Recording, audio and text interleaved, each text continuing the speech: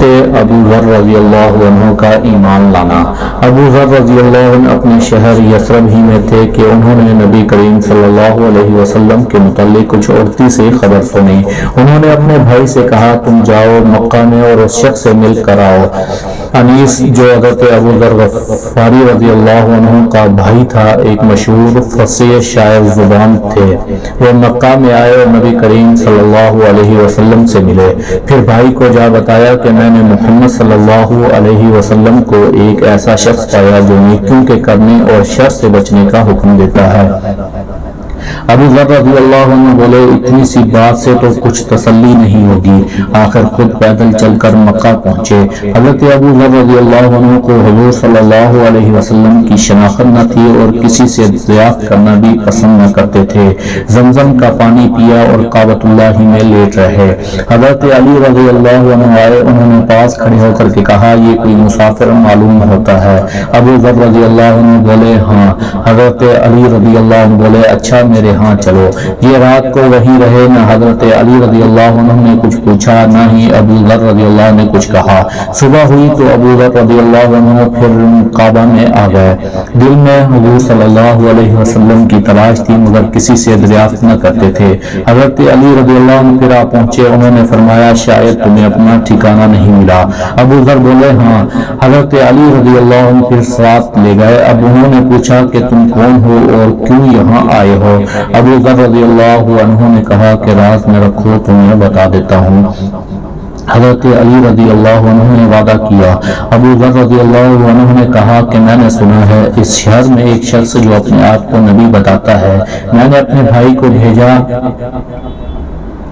تو وہ یہاں سے کچھ تسلی بخش جواب لے کر نہ گیا، اس لیے خود آ گیا ہوں۔ حضرت علی رضی اللہ عنہ نے کہا کہ تم خوب آئے اور خوب ہوا کہ مجھ سے ملے۔ دیکھو میں انہی کی خدمت میں جا رہا ہوں، میرے ساتھ چلو۔ میں پہلے اندر جا کر دیکھوں گا، اگر اس وقت ملنا مناسب ہوگا تو دیوار کے ساتھ لگ کر کھڑا ہو جاؤں گا، گویا جوتا درست کر رہا ہوں۔ الغرض ابو ذر رضی اللہ عنہ اور حضرت علی رضی اللہ عنہ کے ساتھ خدمت نبی صلی اللہ علیہ وسلم میں پہنچے اور عرض کیا مجھے بتایا جائے کہ اسلام کیا ہے۔ حضرت صلی اللہ علیہ وسلم نے اسلام کی بابت بیان فرمایا اور ابو ذر رضی اللہ عنہ اسی وقت مسلمان ہو گئے۔ نبی کریم صلی اللہ علیہ وسلم نے فرمایا ابو ذر تم ابھی اس بات کو چھپائے رکھو اور اپنے وطن میں چلے جاؤ، میں تمہیں ہمارے ظہور کی خبر مل جائے تب آنا۔ حضرت ابو ذر بولے بخدا میں تو ان دشمنوں میں اعلان کر کے جاؤں گا۔ اب ابو ذر رضی اللہ عنہ کعبہ کی طرف آئے جہاں قریش جمع تھے، انہوں نے سب کو بآواز بلند کلمہ شہادت پڑھ کر سنایا۔ قریش نے کہا کہ اس بے دین کو مارو، لوگوں نے انہیں مارنا شروع کر دیا۔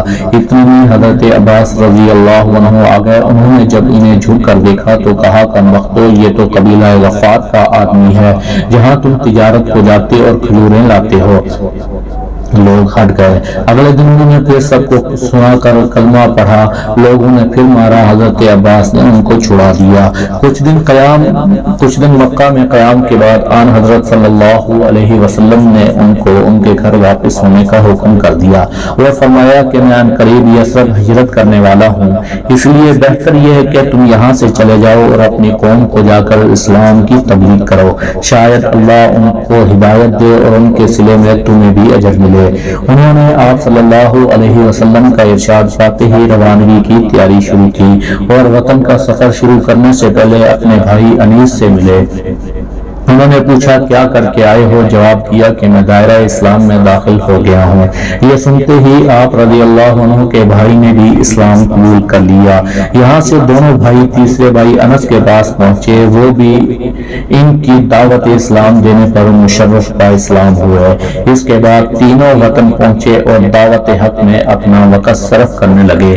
اللہ تعالی نے ان کو ہدایت دی اور سارا قبیلہ مسلمان ہو گیا۔ رحمت للعالمین۔